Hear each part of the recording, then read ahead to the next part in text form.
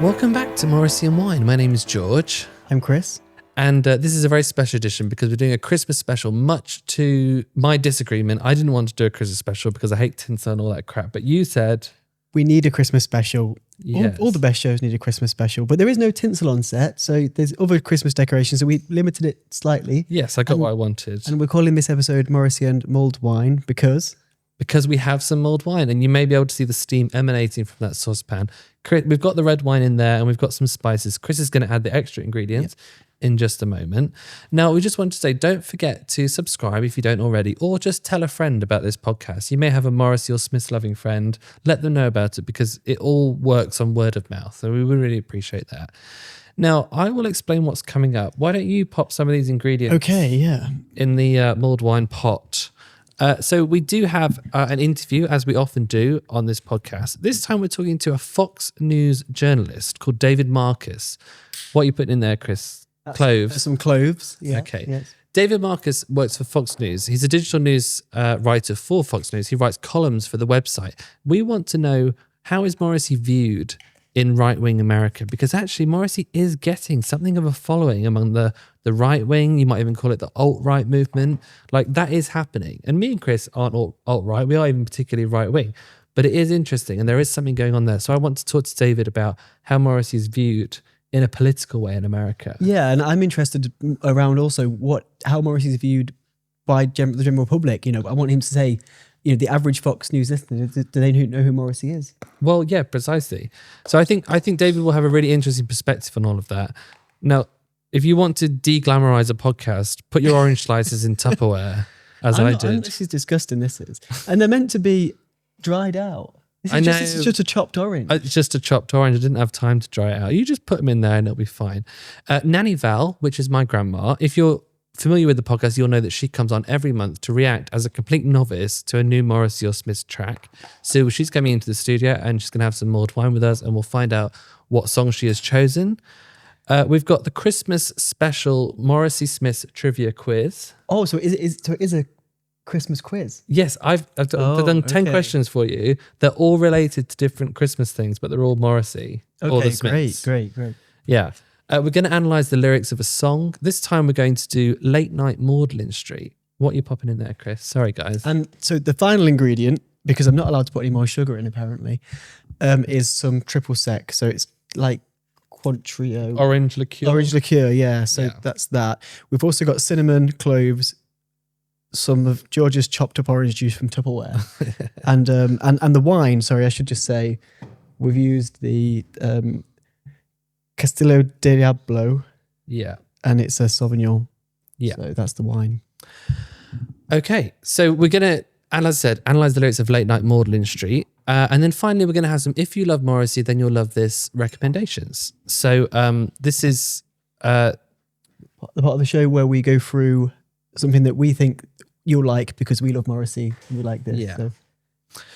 So. Okay, so let's go next into the Morrissey quiz, the special festive edition of the Morrissey and Smith quiz. Great. Let's do that. And then by the time we come back, hopefully that mulled wine will be ready. Hopefully. Yes. All right, let's do that now.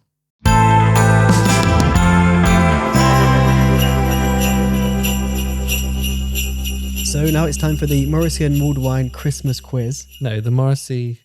The mistletoe and wine Morrissey quiz. No, well, maybe you can call it that because I suppose you're the quiz person. Have you made? Actually, the big question here is: have you got special Christmassy lyrics for the?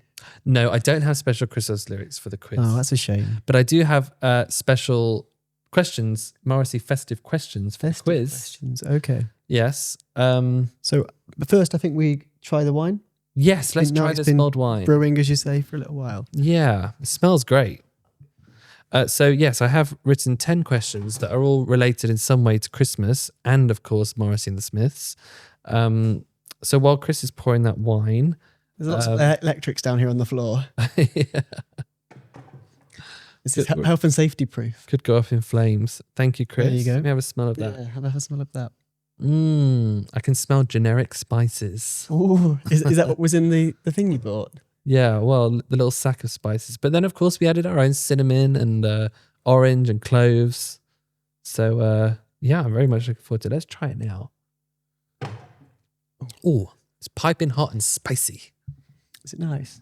Do you like it piping hot and spicy? Only on the weekends. Now, shall I do the Chris theme music? Go on then. Okay.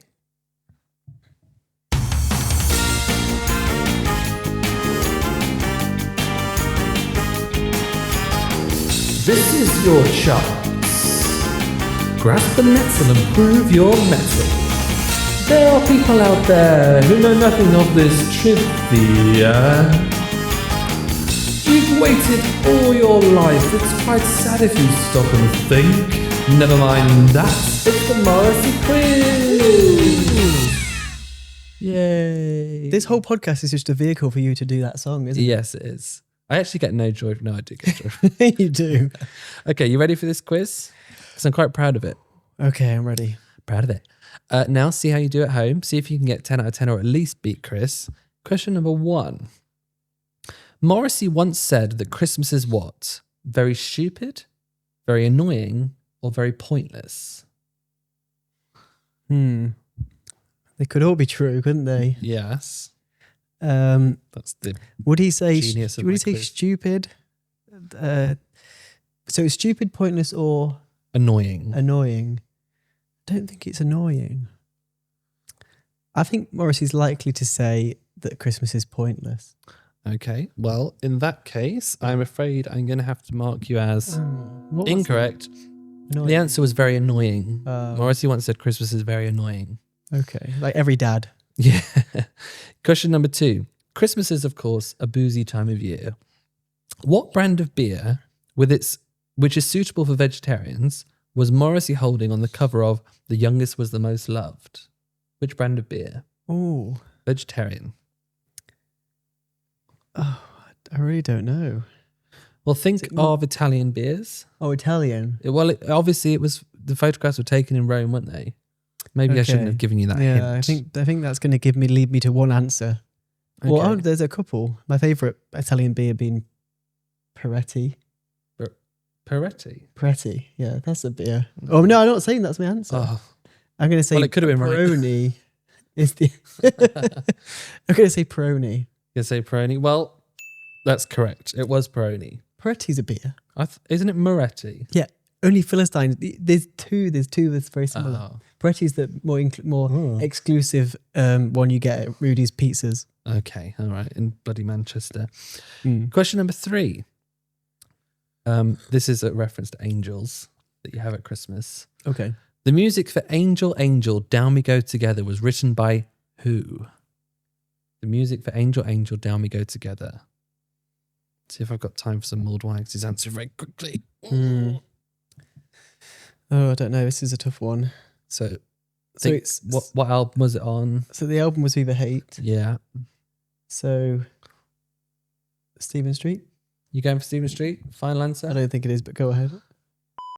Oh, What was that? I don't know what that Does that mean I'm it's worried, half right? I'm worried that this microphone thing is going to fall over, so I'm balancing things. Here we go.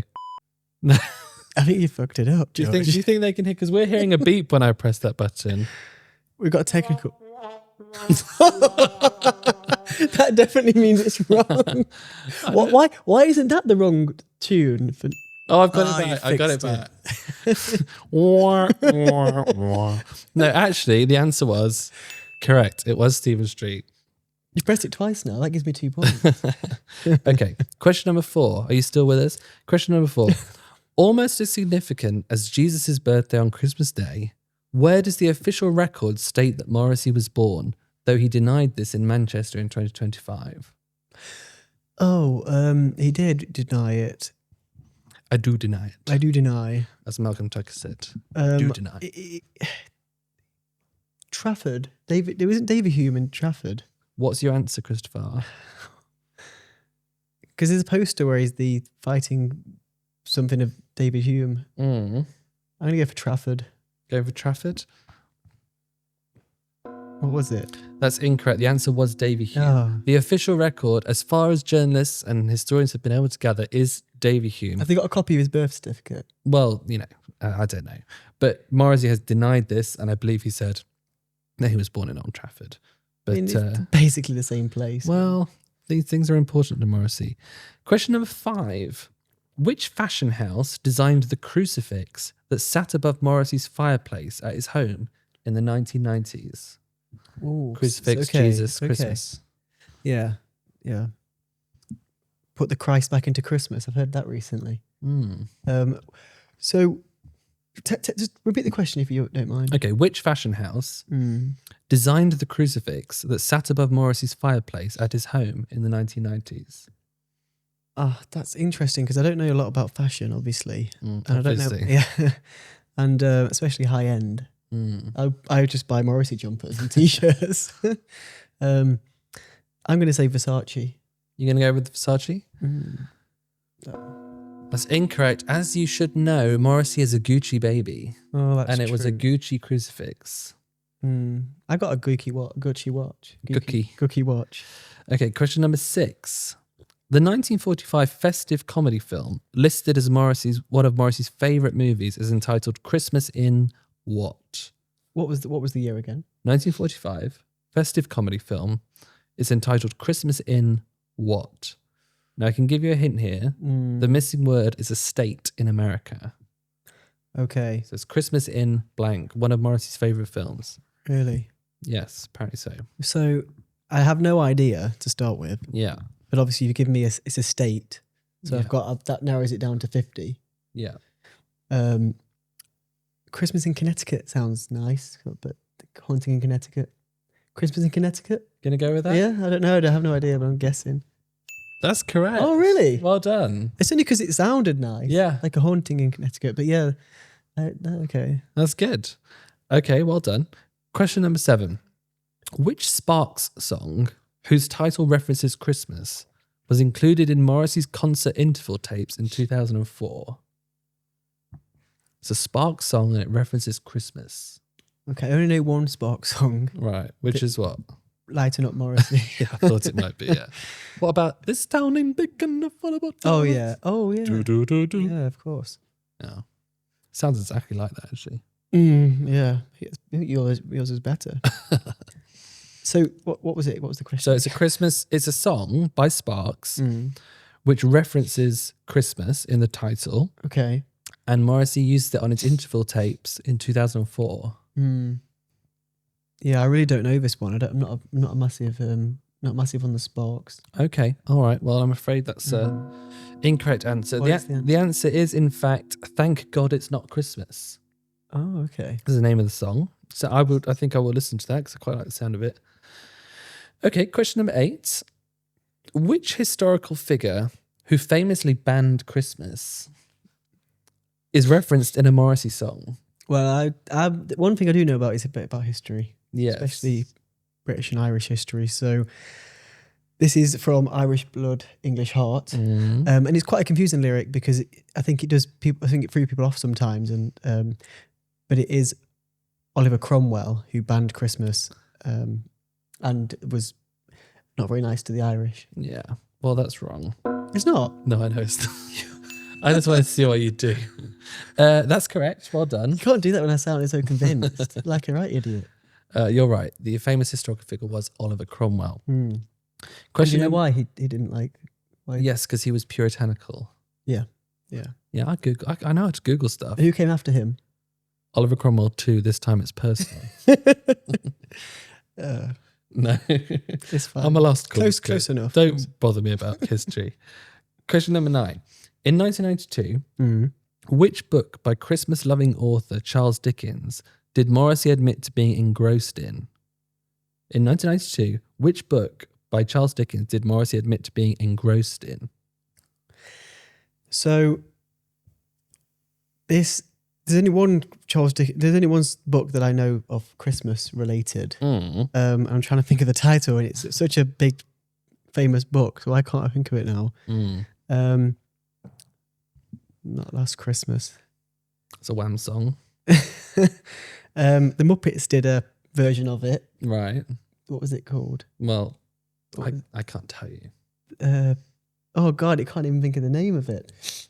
I need some sort of I can't give you any hints, Chris. I mean, it's a very famous book and it was made into a musical. A musical and a Muppets. Yeah, well, they might be different things. And there's the Ghost of Christmas Present, Past and Future. Yeah. So I basically got it now. I just can't think of the name. I think I'm going to have No, wait. I got almost. Oh, why can't I think of that? Well, what are you going to do? It's almost there. The irony is, Oh, I know God. what he's thinking of and it's wrong. Is it? Yeah, but so even if I tell you, Well, forget it. Don't put me out of misery then if it's wrong. the answer was Oliver Twist. In 1992, Morrissey was engrossed in That's Oliver not a Twist. Christmas film, is it? No, but he's a Christmas-loving author, which is what I said in the question. If only you would listen. That was a trick question, I think. What's the one I was thinking of? Oliver, you were thinking of Christmas Carol. Christmas Carol. But Oliver Twist could be considered a Christmas movie in some ways. Why? Because it's in Victorian Britain. Yeah, everyone's poor. Question number 10. Mm-hmm. Final question. In I Have Forgiven Jesus, which was, of course, a top 10 hit during Christmas 2004, I believe. And Morrissey's only Christmas song. Yes. In I Have Forgiven Jesus, Morrissey claims he was once a paperboy. Is this true or false? In the song. In the song, he says, I was a paperboy. I can't remember the exact lyric, but I was. But you bet paperboy in real life, you're asking. Was he a paperboy in real life? I think he was, yeah. You think he was? I think Morrissey was a paperboy. Yes. Correct. The records indicate, the paperboy archive indicates that he was a paperboy. Is that before the post office scandal? Yeah. I don't think there's a Morrissey link to the Horizon post office scandal, but you never know. Now, I think you did quite well at that. But do you know who I think did better? Is me for coming up with the Christmas quiz. Because it wasn't easy to come up with a Christmas quiz. That was a good quiz. That was a good quiz. Yeah. Some of the references were a bit ropey, the links. But you know what we've got coming up next? Go on, what's next? Nanny Val. Oh, yes. And she's coming in the studio as well. Yeah, she's dressed up to the nines and she's ready for some Christmas cheer. Oh, I'm really excited. And which song is she? Don't know yet. We'll find out when when she gets she's on. Okay. Yeah. Okay. So let's say cheers, Chris, with our mulled wine. Cheers, George. Cheers. Cheers to you at home. I hope you're enjoying some mulled wine as well. And let's say hello to Nanny Val. Let's go into that. It's good, actually. I don't like it when I can hear your mouth.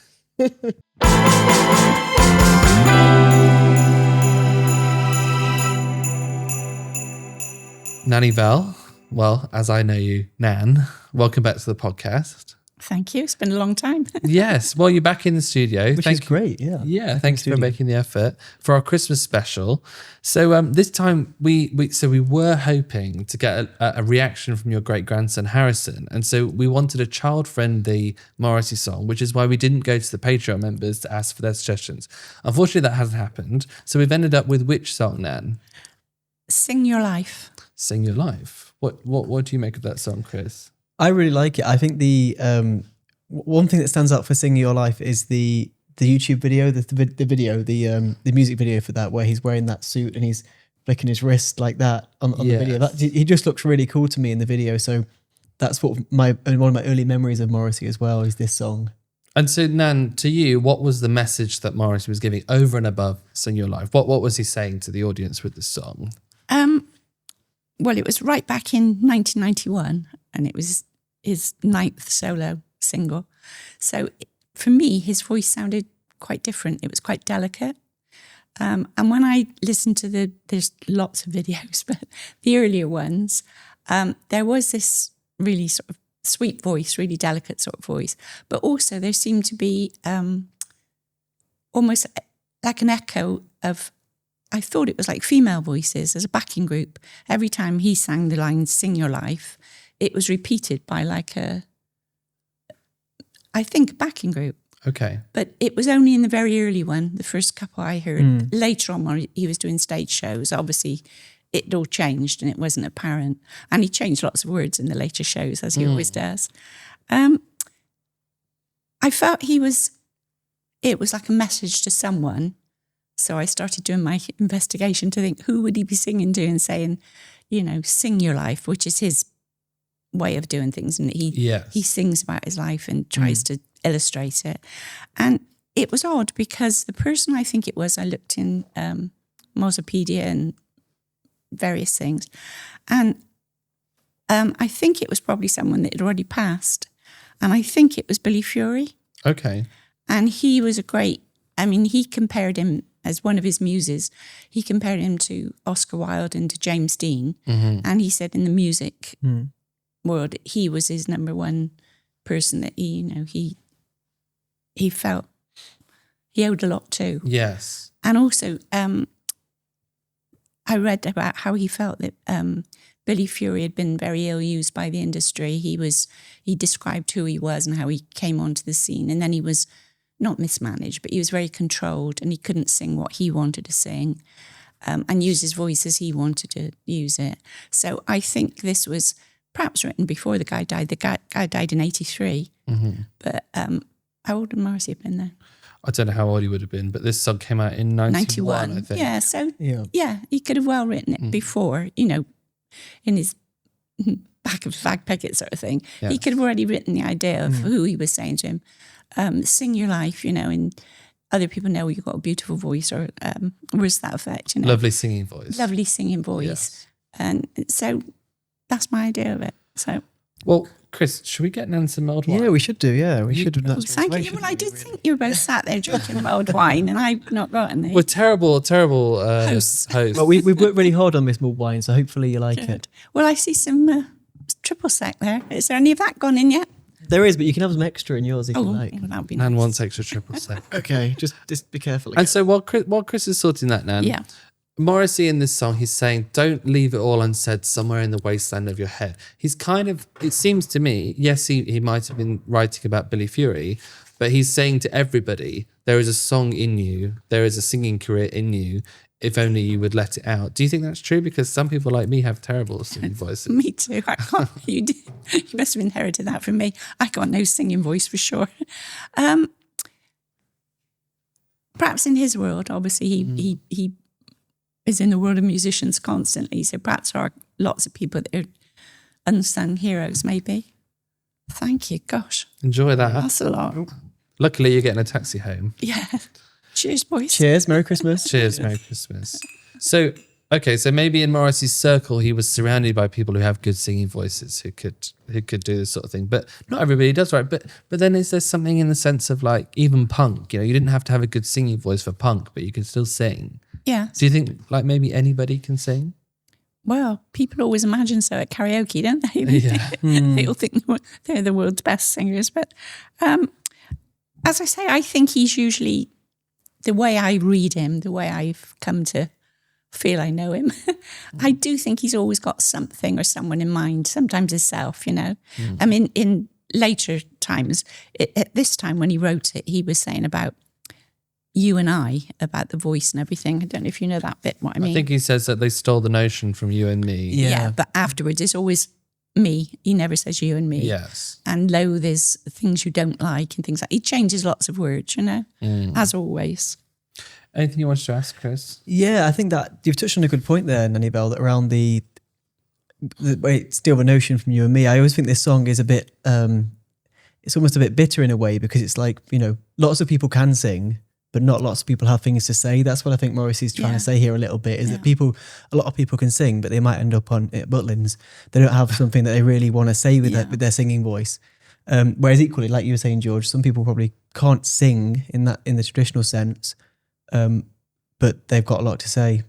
So I think that's a big part of it for me. And maybe that's where Billy Fury, you were saying the industry wanted him to sing, but maybe he wasn't singing what he wanted to sing. No, and also when he originally went on stage, he was writing all his own material and recorded his own material, and he wasn't allowed to do that afterwards. So Morrissey would empathise with him, wouldn't he? Because he was often controlled by the outside world rather than what he wanted to do. Yeah. Do you think there's a reason why Morrissey's never has always sang what he wants to sing? Because I don't get the impression that Morrissey's ever been told what to sing, really. No. So it's weird that some artists feel like they have to go down that route, but some don't have that. He probably thought, if there's any truth in what I'm thinking, he would probably thought it was wasted talent, that this guy who had so much to give, he thought Billy Fury was better than him. He really thought he was fantastic.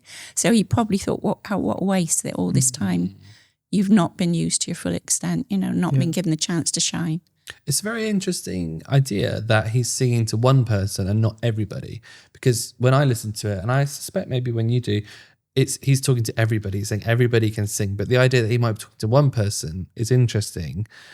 Now, on a similar note, he says, don't leave it all unsaid somewhere in the wasteland of your head, as if everybody has interesting thoughts. I'm not sure that's true. I think some people are just a bit boring. Do you think everybody has a poem in them, a song in them, a book in them? There's probably material there. It's like some people need ghostwriters to put into print what they're thinking. So I'm sure everybody has a story to be told, but they couldn't necessarily put it into a format that we could understand. Yeah, I think that's a really good point. Yeah. Okay, so we're thinking about lyrics, voice, and music often, always when we do Nanny Val Reacts. And so in terms of music, did you like we'll go on to the scores a bit later, but did you like the sound? Because it's like a rockabilly sound. Yes, yeah. Did you find it uplifting or interesting? Yeah, and I think it's really, the original one that I saw, one of the first ones, was done in the studio, probably Top of the Pops or something like that. And the people were all jiving in front of him because it was... That's the video I mentioned. I really love that video. It was a tune you could dance to, wasn't it? Is that sort of, It did look like Top of the Pops, but it was filmed at the Camden Workers Social Club. Yeah, which I remember that. On a previous interview, when we interviewed Martin Evan, who co-wrote this song, I said the Camden Social Workers Club. I think that's a different thing. Yeah. And I think there's a quote from Chrissie Hynde, and she was roped into it. I think she was there and they said to her, can you drive? And she said yes. And when she got there, she said, what's this? And they said, no, we said, can you jive? So I think she was in that particular, she probably is in that video. In the video. Yeah. So it's a positive song, isn't it? It's an uplifting song and it's got a nice kind of universal message. Do you think it's nice for a change to hear Morrissey sings in such an upbeat way? Yeah, I doubt if you'd hear it now so much. I don't think he'd like write in a live such a frivolous song nowadays, would he? I don't think he'd write anything quite as upbeat. But there again, if any of my interpretation's right, when Billy Fury died, he said that upon hearing of his death, he cried persistently and loudly. So it was someone that really meant loads to him. So I don't know, maybe he was thinking of all that when he was writing the song. If Well, if we ever get the chance to interview Morrissey, we'll have to go back through all of Nanny Val's theories, put them all to him with a bright light shining on his face. Yeah, interrogation. Well, I'm hoping, you see, because Jesse said he was a fan, I'm hoping that Jesse always, at least if he didn't make him watch it, at least says to him, guess what she said this time, or guess what they said. So he may be getting a version of what we do. Yeah. Well, Chris, let's find out about the scores. Why don't you ask Nanny Val?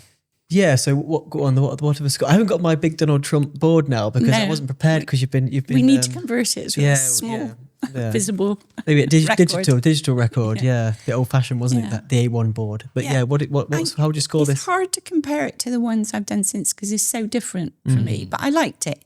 If it was new to me, if it was someone that I didn't know, I would think, I like this because it's very lively, very, danceable. You could certainly dance to it. And his voice I thought was lovely, but as I said, very delicate, it's sweet. I liked his voice. So for music, out of 10? I would say 9 at least. 9, okay. Okay, 9. And for voice? Yep. I'd say 9 again. I liked it. Okay. What was the third category? Music. Lyrics. Voice, lyrics. Oh, lyrics, yeah. Yeah, the lyrics are obviously quite repetitive. Not very imaginative, this one, Morrissey, was it? No. Get your arse in gear, Morrissey. But we'll say 8 for lyrics. Okay, so pretty good. Do you want to add that up in your head? 26, is it? 26? 9 and 9, yeah. 9 and 9 is 18. 18 plus 6 is... Oh, I've done it wrong. 26. 24. 24, sorry. 9 plus 9 is 18. Don't show this, please. What was the final score? 8. That would make it 26. Exactly That's as what I Dan said, said. yeah. That's why we always have to trust Nanny Val. And don't question her. You confuse me there. No, what I always hope is after, excuse me, after I give my view on what I think it could be, that people re-listen and think either that I'm entirely wrong, which is fine, or think, oh, maybe. And many people do. We often get messages saying, they found your theory very interesting, cast a new light on the song. That's why we have you back every single time, even the Christmas episode. Even the Christmas episode. And you look very Christmassy, which is very nice. Yeah. Yes, you did. Yeah. I've got my Morrissey Christmas jumper. George didn't really make an effort tonight. Oh, he did. I brought all the Christmas decorations. Oh, yeah, Thank he you very did. much. Yeah. And the mulled wine. Yeah. Oh, yeah, that's true. So Nanny Val will say cheers. Can we say it to the audience, to all your Yeah, well, there's a people that camera over there, Nan. Sorry. So let's do cheers. Cheers. Cheers. Merry Christmas. Merry Christmas, everyone. Thanks for putting up with me. And thank you for coming in. We'll see you soon. Cheers, Nanny Val. Lovely mulled wine.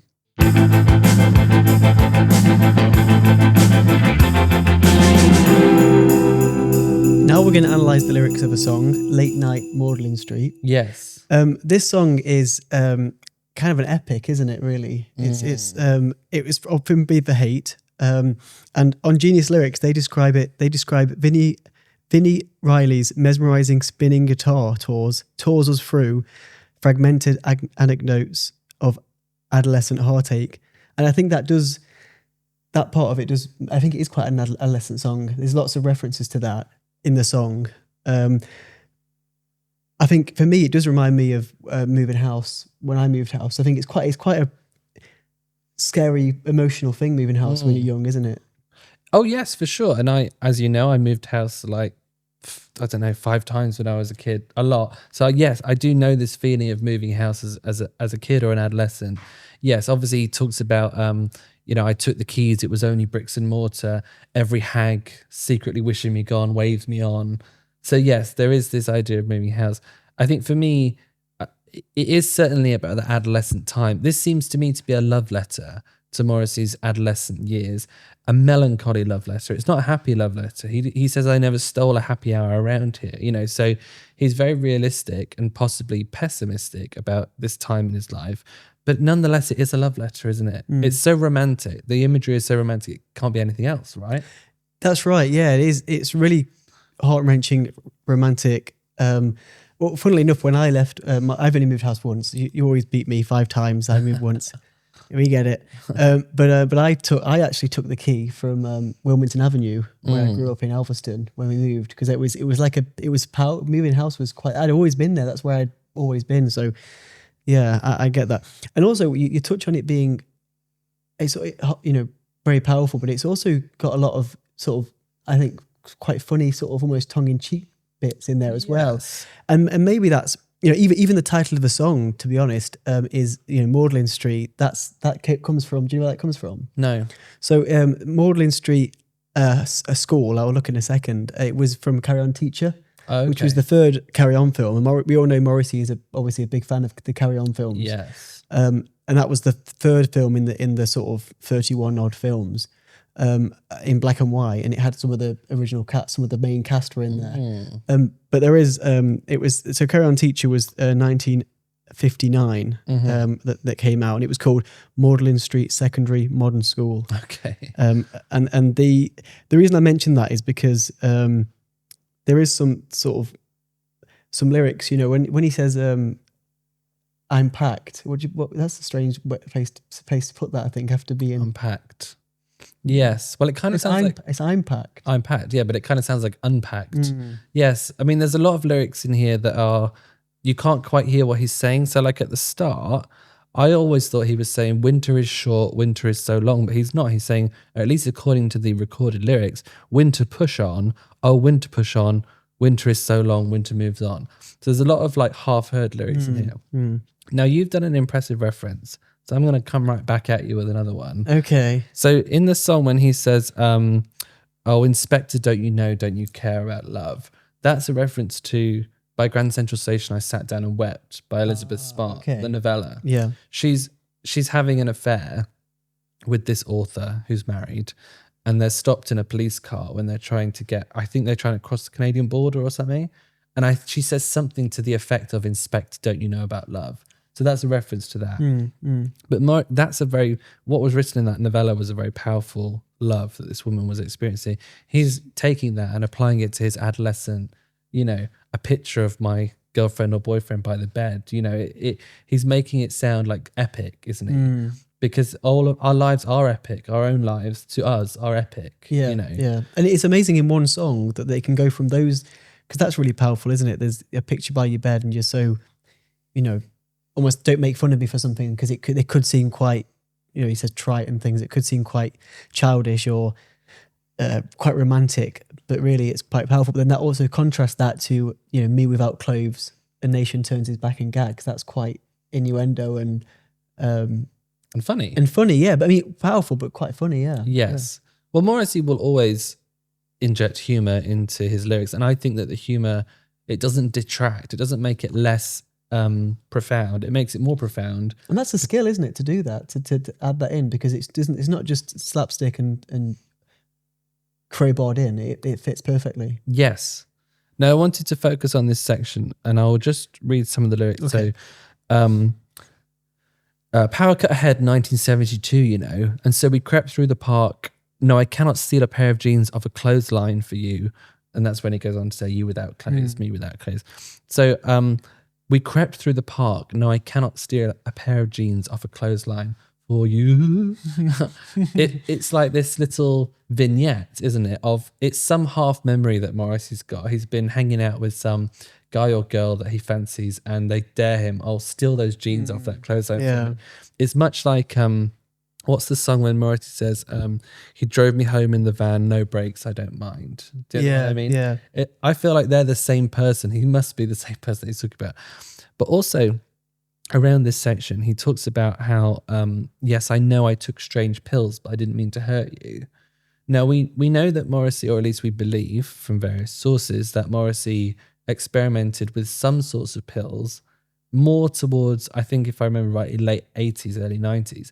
Now, obviously, in this song, he's probably looking back to a childhood home. So this, I would suspect, is a bit of fiction from his more modern life that he's retrospectively applied to his childhood. Do you think? Yeah. Because there's no stories about Morrissey taking, you know, strange pills as a teenager, is there? No. Really? But what do you think he's trying to say about the character? He's saying, you know, I took strange pills, but I didn't mean to hurt you. Like, it's almost like he's saying I was looking for an escape. You know, I wanted to feel different. Yeah, but because of the subsequently hurt that person, or cause some hurt from recklessness, or from not thinking about feelings, or whatever else it could be. Yes. But that is quite different to the sort of quite adolescence themed most of the song. Yes. I think what is a major part of this song is Morrissey is confessing a very deep love for someone, isn't he? Because he ends the song with, oh, truly I do love you wherever you are. So it's also a lost love. Things have moved on. Yeah. But I don't know, part of me wants to say, oh, that's quite unusual for Morrissey to really be in love with someone, but it's actually not. In a lot of his songs, there is an object of affection, isn't there? Yeah, because obviously we don't always know a lot about that part of Morrissey's life, but I think you wouldn't be able to write this if that didn't come across. I mean, another lyric that's quite, I think, almost quite funny in some ways. It sounds powerful, but it's quite funny, is that women only like me for my mind. Because that's, I imagine, or I've always taken that to be flip on, on the sort of traditional thing that women only like me for my body. Yeah. It's almost like people want, that it's kind of the good thing for someone's like for your mind, isn't it? Yes. But that's why it's quite funny there, isn't it? Because you're sort of flipping it to say, I wish they wanted this. Yeah. And that's the very Morrissey thing, to just one little turn of phrase that reveals so much about this person that he's talking about. And actually very, very much like his hero, Oscar Wilde, because a lot of Oscar Wilde's quotes are alterations of the original. So for example, work is the curse of the drinking classes, which is a play on drink is the curse of the working classes. Yes. So it's a similar thing. I think Morrissey's doing that there. Yes. And so Morrissey says, I never stole one happy hour around here in this childhood home. And, I think a lot of us in our melodramatic moments might agree with that. I mean, really, we've had many happy moments. Both of us had happy childhoods. But there's something about when Morrissey starts singing and says, I never stole a happy hour around here, you go, yes, me too, Morrissey. I never had a happy moment. And Morrissey is the artist who will say something like, no one has ever given me anything. I mean, come on. Really? No one's ever given you anything? But it's not to be, actually, who knows? If we were to interview him, he may well say, no, I meant that entirely seriously. But I suspect there's an element of humor. And when he says, I never stole a happy hour around here, he's not so much saying, I literally was never happy. He's saying, I'm telling you something about how I see my life. Yeah. That's definitely the case, isn't it? Yeah. And I don't know who it was who said this. I know that Stephen Street co-wrote this song, to the best of my knowledge. And of course, you can listen back to the interview we did with Stephen Street in our archive. I think it was Stephen Street or someone said that Morrissey was trying to go for like a Joni Mitchell song. This was his attempt at a Joni Mitchell song. Okay, I can see that. Yeah. Something like A Case of You. Yeah. You know, this really dense lyrical poetry that goes on for a long time and it's a bit of an epic. Or it may have even been a Patti Smith song that they were talking about. If you know, comment, because it's either Joni Mitchell or Patti Smith.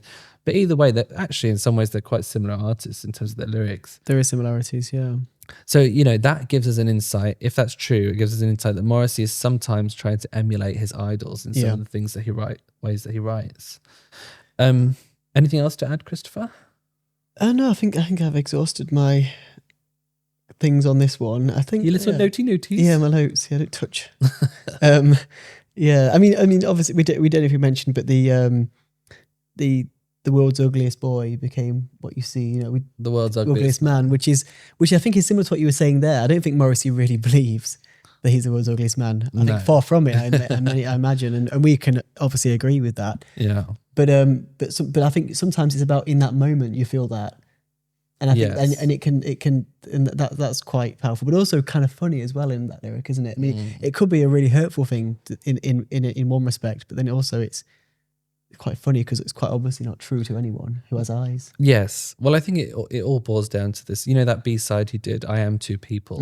He's a Gemini. Yeah. And, you know, I don't want to get too hokey pokey, hippy dippy about it, but if you believe in that stuff, there's two sides to a Gemini. There's two sides to Morrissey for sure, whether he's a Gemini at least, or not. Yeah. You know, sometimes he believes he's the world's handsomest man. Sometimes he believes he's the ugliest man. Yeah. You know, it depends what mood you catch him in. And maybe some of that's what this talking about, that's quite relevant to this song then, because it's quite an adolescent song, early years. And I think that probably has that impact on you, doesn't it? Yeah.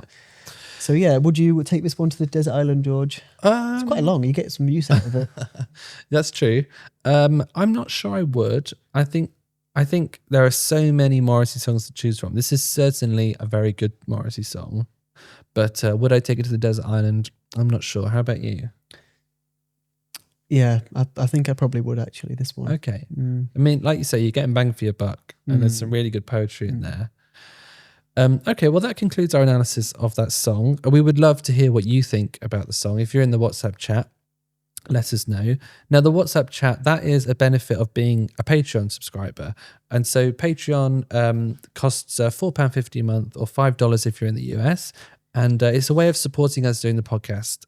All the money that you pay through Patreon goes into a pot and it's just spent on the podcast to make it better and better. So you'll get access to the exclusive members only WhatsApp chat, which has about 100 listeners of the show in it, who are all like super Smiths and Morrissey fans like me and Chris, really know their onions. You'll get full unedited interviews with our guests. So this time we're speaking to the Fox News journalist, David Marcus. You'll hear a 15 to 20 minute version of that on the main podcast. But if you're a Patreon member, you'll be able to listen to the whole thing. You'll also get Chris and George Off Mic, which is our bonus monthly episode that me and Chris do. I really enjoy those bits. Yeah. We go into a bit more depth and we speak a bit more honestly, you know, just knowing that it's only those Patreon members that can listen to what we're saying and not Morrissey, crucially. You'll get deliveries every now and again of pin badges that Chris makes, and we ship them all over the world. So this time we're shipping them to Australia, Canada, US. Botswana's asked for one. Grimsby. We don't go that far. And now this time is the only time when we haven't done this for this episode, but usually you can choose the song that Nanny Val reacts to next. So you all put your suggestions in. Nanny Val listens to them all and she chooses the best one. We just couldn't do it this time because we were planning to get her great-grandson involved and we needed a child-friendly Morrissey song. You would be surprised that there's not actually that many. But usually you can suggest a song for Nanny Val to react to. Now, next we have the interview, as I say, with David Marcus. Oh, yes. Fox News journalist, really in the thick of right-wing America, I would say. He knows what he's talking about. And we cannot deny, whilst we're not a political podcast, we cannot deny that Morrissey is accruing some political currency. Yeah. Especially with songs like Bonfire of Teenagers. Yeah. There's something going on there. And I think David Marcus is going to have something interesting to say about that. So he's a Morrissey fan. He's a big Morrissey Yeah, fan. yeah. Only recently, I think it was October or November, he wrote a whole column about Morrissey for the Fox News website. He's jetting around the world all the time, being sent on assignments. He's a clever guy, a good journalist, works for Fox News. I think he's exactly the right person to speak to about this subject. Yeah, I mean, obviously Morrissey recently referenced that he was invited to do the conference, the Reform Conference in the UK. which obviously the Reform Party is probably. I'm sure if Fox News was in England, they'd probably be on the side of that. So let's see how that goes. He didn't do it though, did he? But he didn't do the Reform Conference, no. But no, you're right. So what you're saying is if they had Reform in America, they would be watching Fox News.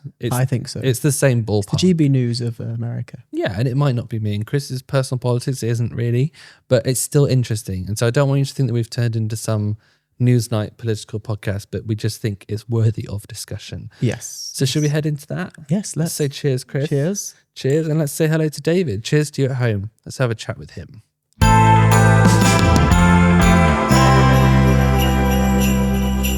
David Marcus, thank you for joining us on the Morrissey and Wine podcast. How are you doing? Doing well. Thanks for having me. Right, it's a pleasure. Thank you. I think Chris is going to kick us off with some questions. So do you want to go ahead, Chris? Yeah, nice to meet you, David. First question then, can you tell us about your background as a journalist and what led you to Fox News? Oh, sure. So I was originally in theater. I'm old. I'm like 51. So I spent a long time in New York theater.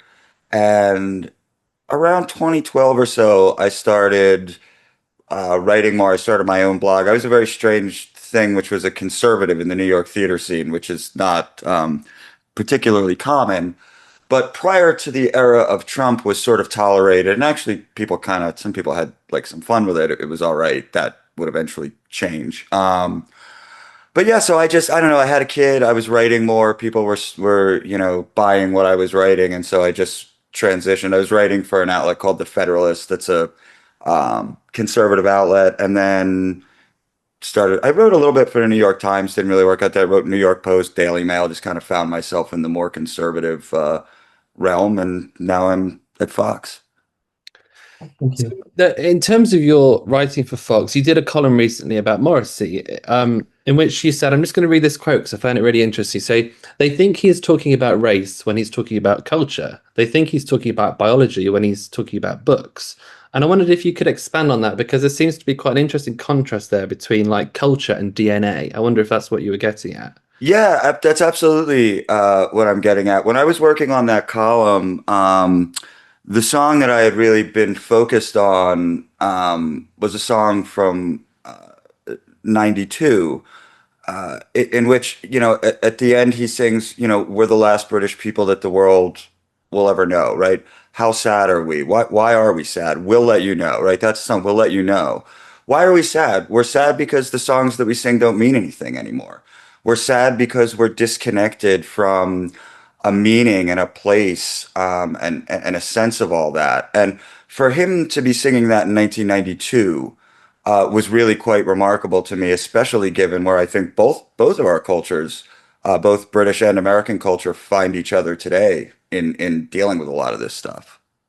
Do you think Morrissey has a certain knack for prescience? Like he always seems to, about 20 years before a topic becomes big, he's written a song about it. Is there something in that, do you think, with Morrissey? I do, yeah. But I think part of that, I think honesty is often prescient, and it's also often rare, right? And so just in thinking about coming on to talk to you guys and knowing like some of this might come up, it occurred to me, as it never really had before, that Morrissey's entire solo career, now I'm not including the Smiths, but his entire solo career tracks almost exactly with the birth of political correctness in the late 80s, it taking over the academy and culture in the 90s, and it turning into this more aggressive thing that would come to be known as wokeness in the 21st century. His whole career is along that track, and he bumps into these things time and time again. And his answer is almost always, don't tell me what to say. Right. And so I think you have to be careful, right? Because we have some stuff going on in our culture right now where we've got some commentators in the United States for whom I believe if something cannot be said, that grants it a kind of a priori truthiness, right? Like, oh, if I get in trouble for saying this, then there must be something to it. I don't think that's what Morrissey's doing. I think it's always been a sort of legitimate position of no, I need to be able to say this. This is important. The old books matter, right? The old stuff matters. Yeah, yeah. Just talking about Morrissey, would your colleagues at Fox News know who you were talking about if you mentioned Morrissey? Would they all know who you meant? Most people would. It's funny. And Morrissey fans will pop up all over the place. So I had been a fairly regular guest like on Megyn Kelly's podcast for a while. And then one day she saw me like post about Morrissey. She's like, "You're a Morrissey fan?" Like, I'm a huge Morrissey fan. And so you'd find there are definitely like these people. And I don't know if it's bad to say, but like the stereotypical American Morrissey fan kind of is the stereotypical American Morrissey fan. And when you find each other, it's kind of like bro hug and like that's awesome. But yeah, I think there's a sense, I think very few people would be like, I have no idea who that is, right? Now, do they even know about the controversies surrounding him? I think probably far less so than they would in the UK. And so, as a result of these controversies, as we now we're in 2025, I notice, particularly I notice it on Twitter, that on the right wing, both here in the UK and in America, Morrissey seems to be becoming a bit of a cause célèbre, and he's gaining this sort of status on the right wing politically. Have you noticed that? And what do you think is going on there? Yeah, absolutely. But again, like I don't, I thought he was wise, I guess, recently to turn down the Reform Party. I guess he was invited to, and they would have loved that, right? Because there is this overlap. Winston Marshall kind of fills this role as well, right? Where like it has more to do with this question of free speech and not being told what you can and cannot say. I think the sort of bonfire of the teenagers controversy to Americans, it's very easy to take Morrissey's side on that. I mean, that is the American side of it. So yeah, I think there are these touch points where the American right has commonality with what Morrissey's doing. But again, I mean, to me, it's like I think it's less that Morrissey's about politics and more that politics is interested in Morrissey. And what are you going to do? Like culture and politics, we've now reached a point where they're just completely intertwined. You just mentioned their Bonfire of Teenagers. So what political box would you put that song into? Well, again, I don't know if it's political or cultural, although like these days it's both, but definitely the anti-woke box, right? I mean, definitely the idea of like, no, I'm not going to be like told to temper my reaction to this because of the color of these people's skin.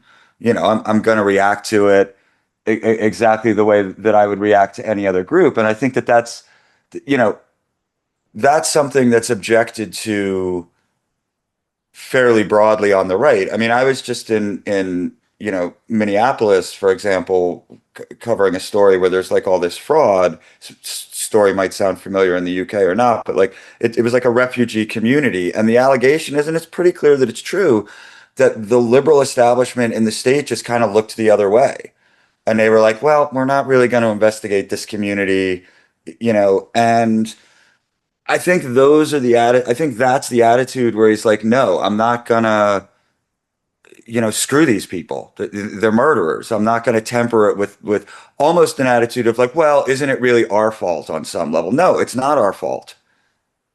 So yeah, that synergy's there. Again, I don't think it's Morrissey out there.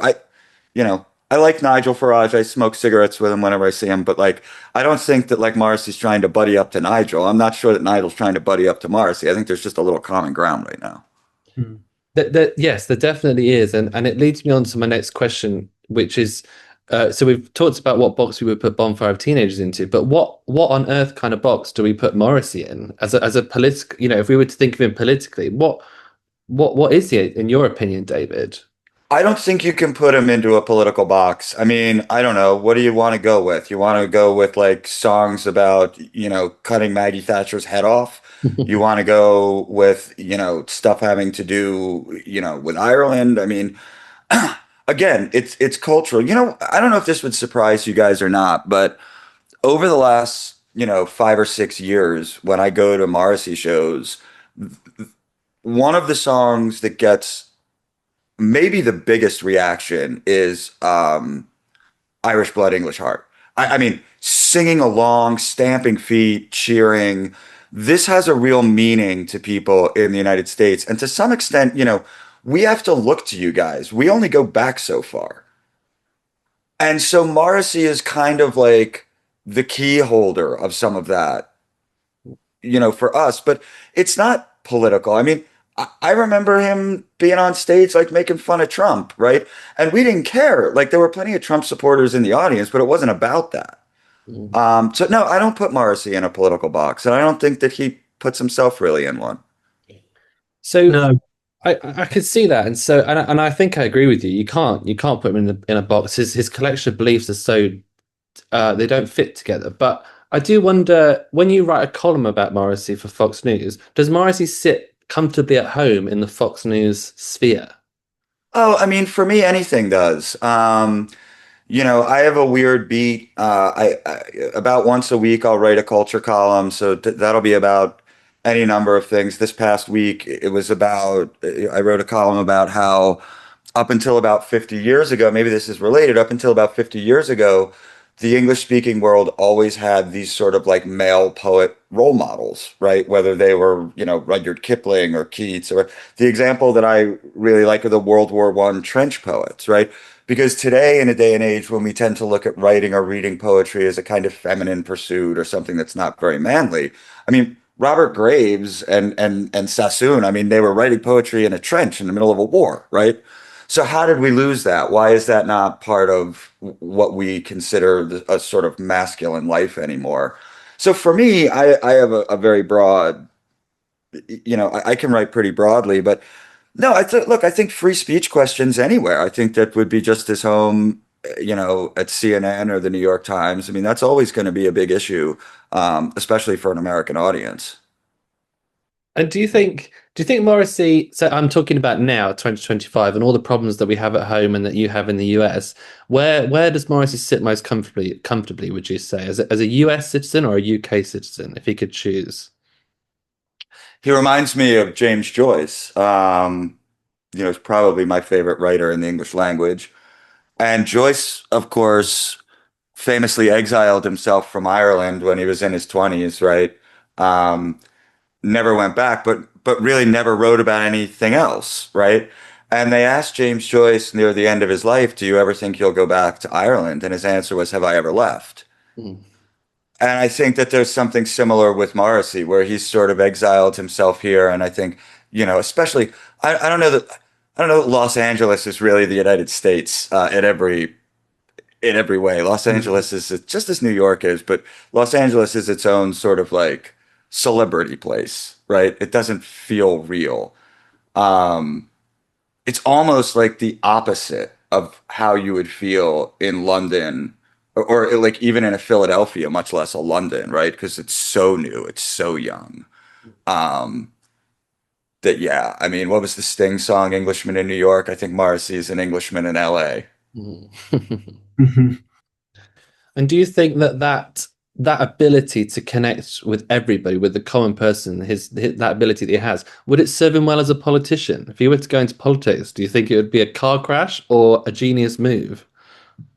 I mean, 10 years ago, I would have said car crash.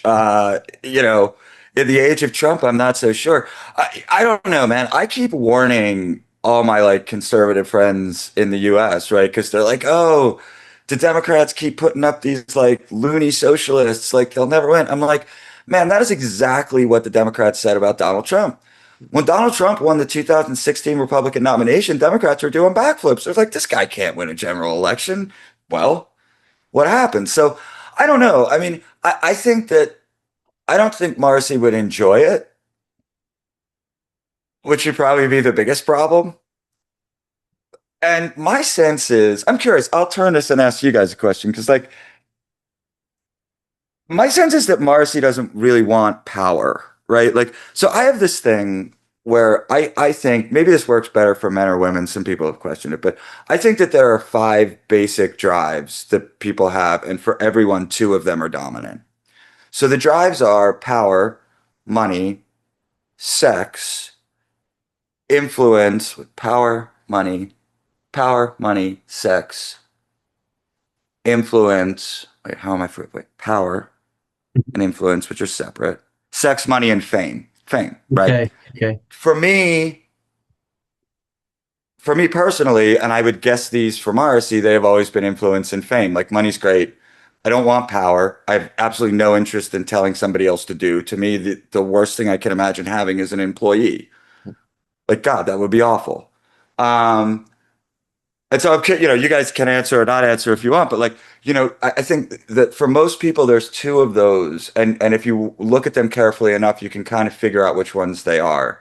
So no, I would never want to be a politician. And I suspect Morrissey also wouldn't, because I don't suspect he wants to have power. Maybe he doesn't want the responsibility, or some of the responsibilities politicians have as well, maybe. But I think that But that's the power, right? Yeah. See, the difference, the reason I have both power and influence is that power is the ability to force someone to do something. Influence is the ability to convince them. Yeah. Right? So those are two very different things. And there's nothing in Mars. Now, maybe you can go back and look at the spats with Johnny Marr, and like he wants more control and he wanted power in that way. But I can tell you, as a writer, you do want that power because it's your name on it. Yeah. And I think money isn't a key driver, although he likes a luxury lifestyle. He doesn't do adverts very often, he wouldn't do adverts for butter or something, so I think that's interesting. What you said there reminds me a bit of the Oscar Wilde quote, which is everything in life is about sex apart from sex, which is about power. So, yes, right. I don't think it's sex for him, although like we don't know. It's very quiet. I don't know, yeah. But as far as we that I always found so funny as well, is like how like these girls would like swoon, and it's like he seems like completely indifferent to it, which like is its own sort of like jam, but it's like different than an Elvis thing. It's like it's a very interesting relationship that Morrissey has to like the swooning girls. It's different than other. I don't know. I've never tried to wrap my head completely around that, but it strikes me as interesting. We touched on this earlier, but sort of my next question is around. We obviously think a lot of Morrissey, and you what you've said there around the way that Morrissey is the only artist that says things that you feel like need to be said, and there's no one else you can compare to unless you look to literature instead, rather than the spoken word. Do you think it's true that Morrissey is a prophet, and that but they're never recognised in their own time? Prophets aren't often recognised in their own time. Do you think there's something in that with Morrissey, and maybe in the future we can say we were there? Look, yes. I mean, I think a lot of his songs will endure, right? I think it's tricky. It's always tricky with music and film and stuff like that, as opposed to the written word, because the disadvantage that the practitioner of the written word has is that in their own time, they're not as sort of in your face. The advantage is that the circumstances surrounding the written word don't change as quickly, right? And so music tends to age fairly quickly. Now, I will say, whatever you want to call Morrissey's genre is not stuck in time as much as other sort of forms of music are. I don't know. I do think on this question of what does it mean to be British, there will be a lasting impact. Yes. I think that his willingness to ask that question, even very early on, and especially now, will give him a standing for a very long time. And I do think that he will have something of a cult status of like, if you know, which is sort of the American attitude, it's sort of an inside baseball kind of thing.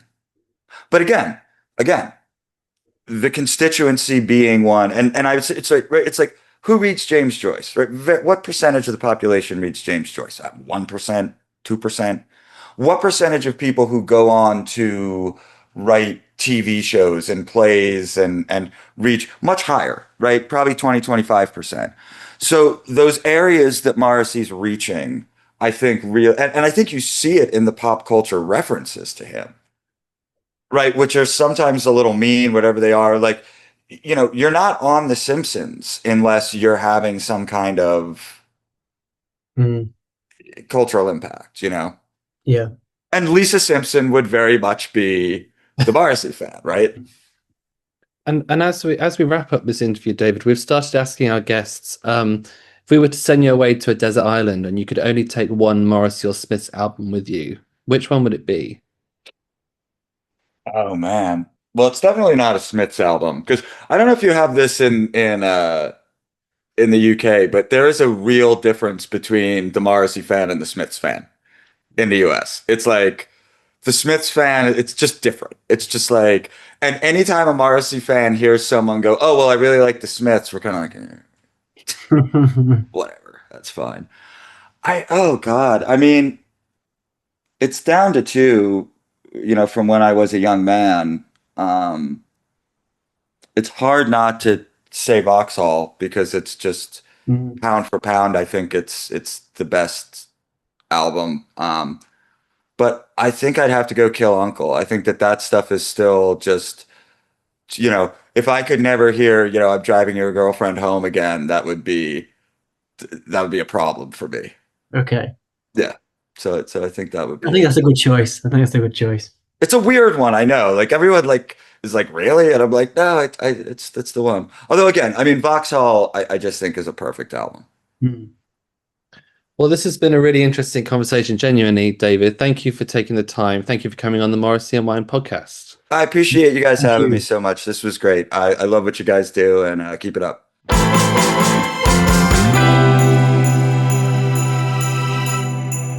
Now we're going to go into some, if you love Morrissey, then you'll love this, recommendations. Have you got yours ready? I do have mine ready. Have you actually thought of one this time, Christopher? I have. In the last couple of seconds, it just sprang into my mind, and it's better than yours. All the prep that goes into this podcast. Yeah. I do put a lot of prep into this podcast, a lot of my energy and time. Before we do that, though, we're almost out of the old wine now. Yes. We've given plenty to Nanny Val. We've had some. And Gary's had some. Gary's had a small sip, thimble. Yeah. Don't let him get too drunk. How'd you find it? Well, I think it's lovely. I think it's got really nice spices. I can smell the cloves. I mean, to me, cloves remind me of being in a Victorian museum on a school trip when I was a kid, and it was just really, really boring. So it fills me with like boredom. But with the addition of, apart from that, orange and cinnamon, it's actually very festive. Yeah, what do you think? I think it's very festive. Yeah, I did put too many cloves in. I went a bit heavy with the cloves. Cloves remind me of when you used to put them in oranges at Christmas and a candle in the top. I think that's what we did in the Victorian Museum. Would you say that you've been overly cloverly? Yeah, I've been a bit overly cloverly. But also, how do you find the decorations? Because you just about let us put some decorations up this year. We've got Morrissey with Santa hat. Which Gary has sorted, and the lovely stars. We've got these decorations at the front here, which are from my very own humble home. What's the that's some sort of chicken? It's I don't know. I think it might be a pigeon. But of course it's a partridge. Oh, it's a partridge. God, that was a joke. I don't know. Anyway, and just by the way, the panicetta though I bought. That flower. Panicetta. Looks like something out of Stranger Things. I did touch the saucepan earlier, and I got loads of soot on my hands. And in the break just now, I rubbed my face.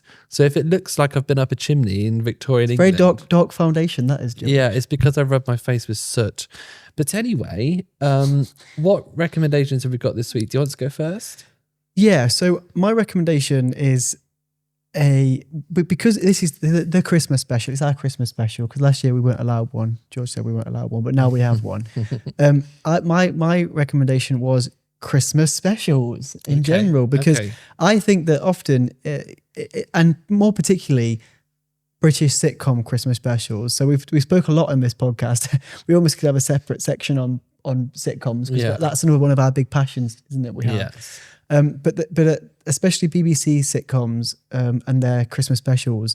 I mean, some that spring to mind are The Royal Family was always a staple. The Royal, not the Royal Family, but there's a sitcom called The Royal Family, which is a Manchester family, very working class family, and it's just they're just basically around the sofa at Christmas, and it does remind you of things in your family, doesn't it? Yes. So that's one. There's lots of other ones. What would you say your favourite Christmas special is? Oh, well, I mean, as the reason why we've never really done a proper Christmas special is because I hate Christmas specials. So I don't really have a favourite. I actually skip them. I mean, absolutely fabulous. Oh, God, no. Absolutely fabulous, which I think is perfect in almost every way. Their Christmas specials are terrible. You're just a boring killjoy. Yeah, but I think Royal Family is a good shout, and that's Royle, by the way, if you look it up. Yeah.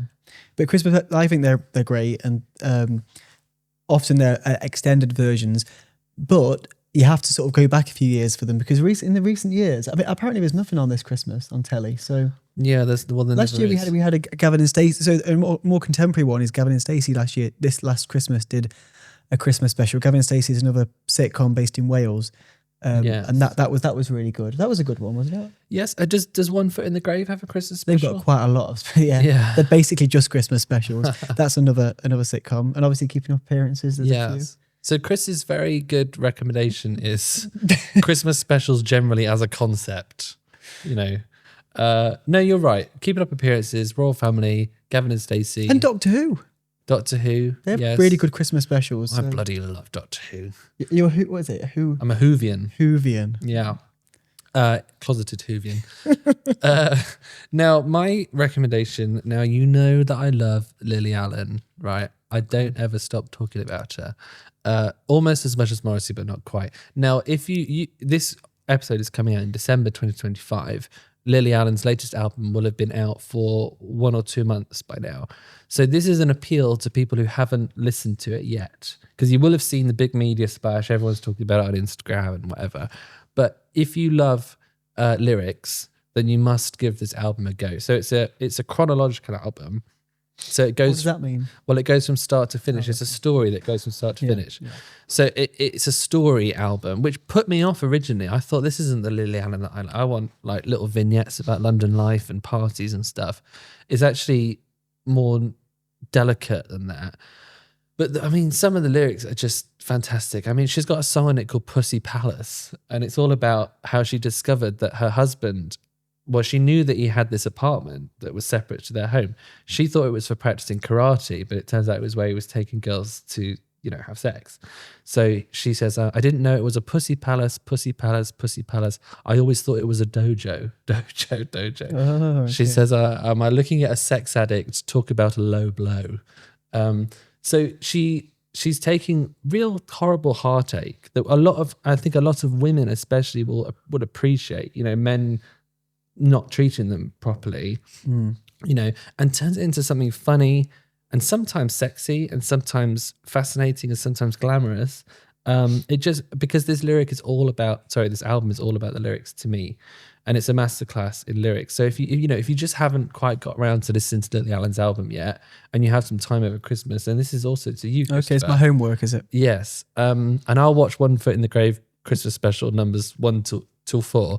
You listen to the album, and you at home, give it a go, and start with either Pussy Palace or 4chan Stan, which is 4chan. Do you know what 4chan is? 4chan is an old website for losers. Okay. So she's referring to her husband as a 4chan Stan. Oh, okay. So they're probably my two favorite, but check those out. Okay. Well, they're your favorite two songs? Yes. Okay. Great. Yes. Yeah. Well, I'll give that a go. Yeah. Okay. Well, I think that wraps up our festive edition. Oh, is our Christmas special over? It's already over. But I mean, we've enjoyed this mulled wine.